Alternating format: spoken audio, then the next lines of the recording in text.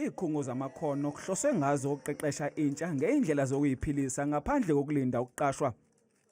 Erichmond eNdaleni Innovation Center ebivulwa ngUNqongqoshe uBlade Nzimande thiwa isiqeqeshe intsha ebalele ekhulwini ngezobuchwepheshe besimanje, ukusebenzisa imishini nokuyiqalela amabhizinisi. For people like us in rural areas to get introduced into the modern technology is going to help a lot, because we have a problem of water and we have a problem of electricity. The more we have technologies, the more we know better about where can we go from now on. Ungqongqoshe uthi ibalelwa eyinkulungwaneni ezingama-726 intsha engafundi futhi engasebenzi KwaZulu-Natal. Lesikhungo sobhekana ngqo nalokho.